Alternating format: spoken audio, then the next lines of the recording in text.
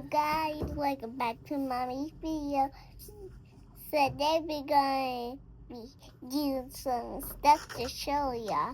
And hit that follow button, hit that subscribe button. Welcome back. Thank you, Millie. So hey you guys, this is Kimberly Ann. Welcome to the Rose Garden. Here on this channel, I make content for Black and brown women all around the world going through dating issues, trying to level up their dating, even trying to level up themselves, going through some type of healing journey. Because why? That is all things that I have gone through myself. Oh, what this was on my face? I thought I had some on my face. And I have 3 daughters, 4 nieces. So I'm wanting to leave this in content for them. So when they decide they're ready to go start dating, they kind of already know like what to do. What did mom do? How did she end up in her successful marriage? This, that, and the other. However, I am not married yet, but I just recently decided to go back on the dating scene this past January. And so I'm making these videos as almost like a blog, and I'm talking about my journey, the different dates I'm going on, and the healing that I'm doing within and what is triggering me, the whole 9 yards. Okay, so I'm in my workshop right now, sewing. It is prom season, so I'm getting it in.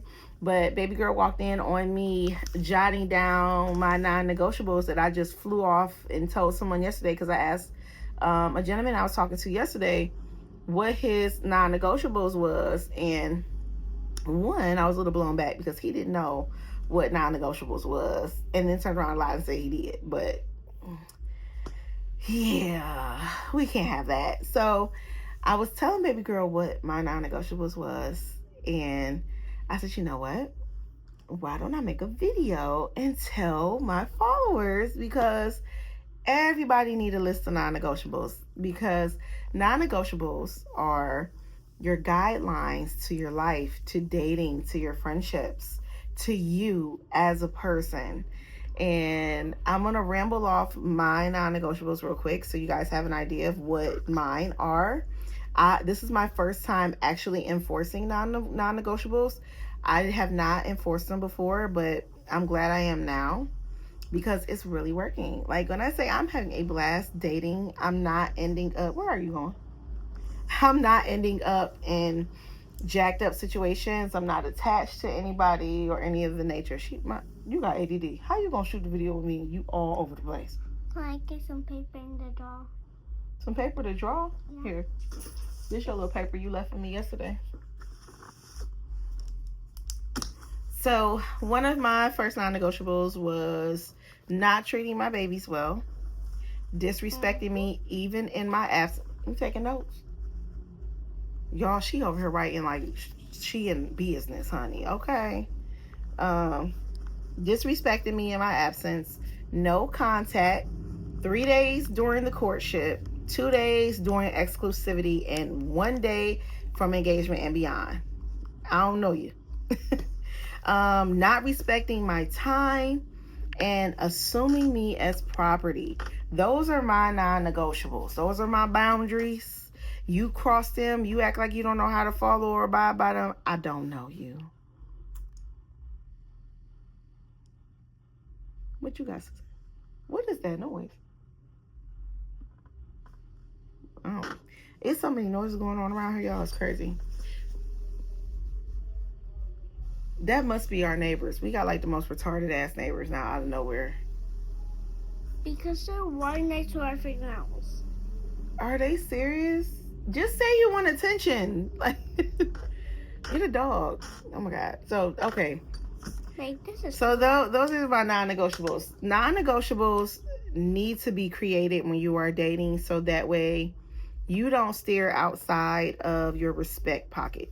I call it a respect pocket because people get out of pocket when they're ready to disrespect you. And there are actually men who they will test your non-negotiables and your boundaries in certain ways where you wouldn't even realize they're crossing a boundary.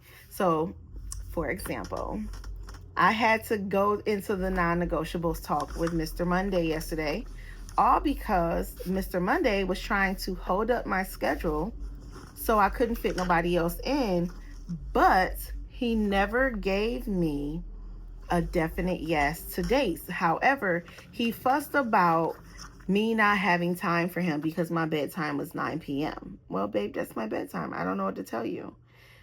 So I also said to him, because I do go on vacation, I'm not going to sit here and act like I go to bed at 9 on a vacation or anything like that. Like, if I want to stay up, I'm going to stay up. And he's witnessed that. I've stayed up for like a friend's birthday party. But I knew in advance what I had to do. So I told him, hey, I don't mind staying up past my bedtime as long as I know ahead of time. But what you're not going to do is hit me at the last minute. Like, babe, stay up, or have me on the phone all night. I'm not doing that. That I'm not doing. So he was like, oh, okay. He was like, all right, cool. I was like, so what do you want to do? Do you want to prearrange dates? What do you want to do? He was like, yes, let's prearrange some dates. I said, okay, bet. Send me a couple of dates and times. He waited like 20 minutes. He said, okay, waited 20 minutes. And then when he messaged me back, he said, well, I'm available any weekend that you want to do. Just let me know what works for you. I said, no weekdays, because I work every weekend. And he was like, weekdays is cool, but after 7. I was like, okay, great. I'll send you some dates and times. I picked 4 dates for this month in May. I picked a last minute date of the very next day, which was yesterday. You know, giving him something. Since you crying about not seeing me here, I'm available tomorrow. What you want to do? So I gave him a Monday, next Friday, and then the last Saturday of the month. He writes me back and says, I can for sure do Saturday. Probably could do Monday. And probably could do Monday. I said, okay, great. I will mark you down for Saturday for sure. Well, sir, he writes back and he says, I probably could do all the other days too. And then tomorrow I will, I'm gonna let you know for sure, but tomorrow is probably a go. Probably. Those aren't yeses. Those are for sure. Write me down. Those, like how he did our first date.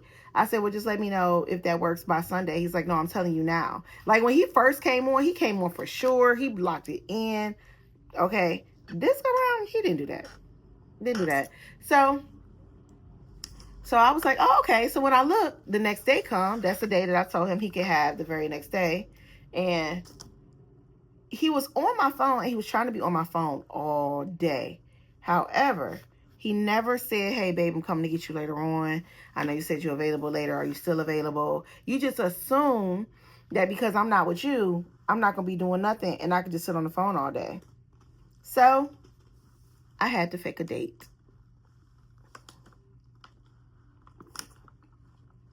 Because what was my non-negotiable?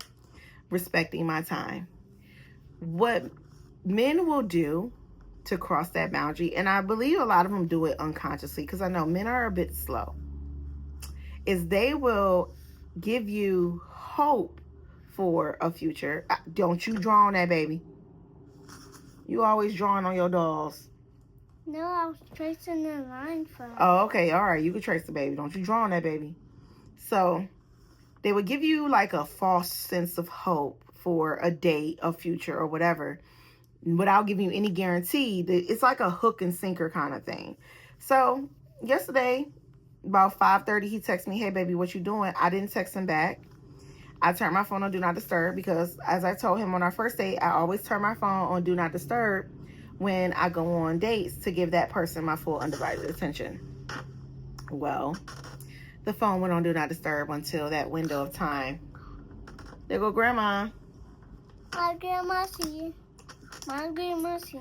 So I shut it down. He definitely felt some type of way. He was trying to get out of me what I was doing, where I was at. And I told him I went to dinner. He was like, oh, you went with the kiddos? Where did you go? He asked, where did you go twice? I said, no, I didn't go with the kiddos, but I definitely brought them some food back. I went to the Cheesecake Factory. Oh, so you went on a date, huh? I said, yes, love. And I left it at that. He gave it a thumbs up. I have not heard from that man since. I just told you my non-negotiable was respecting my time. You cannot hold my time up and expect for me to like you. That false, I'm going to be available for you, or that false, we going to kick it. If it's not a definite, I can't do it. Because one thing I have noticed about guys, even though they're not sure of you, they will give you a weird answer that will leave you assuming it's a yes, but it's not. You have to really pay attention to what they're saying. So setting up non-negotiables is the best way to know, okay, this is either crossing the line or this is not crossing the line. There is no in between. What's in between is the line. This is a boundary. I do not want you holding up my time, especially when I was honest with you from the get-go that I'm rotationally dating. Like, there are other guys that are fighting for my hand. And if you cannot do something productive with my time, take me on dates, walks, set up something, I'm not going to hold my time up for you. I'm going to leave it open because I want to get married to a really great guy. I'm going to get married to a really great guy. Right. I'm not holding my time up for you. So I just wanted to make that quick video, let you guys know the importance of non-negotiables and how I was so proud that I even discussed that with him from the get-go, just to realize he's literally trying to hold up my time. And I had to give him a lesson in what faking availability would do for you. It's going to get you hurt or let down something. But you never know when I go on a date. I've literally averaged one date a week since beginning of April. Mommy's been going on dates every week. So I'll be finding an amazing husband in no time, I'm sure. Not that I need one. I want the companionship. So, but I don't want to be a companion with like 50 guys. Like, I really just want one. So, but right now I have to date 50 guys until I find the one.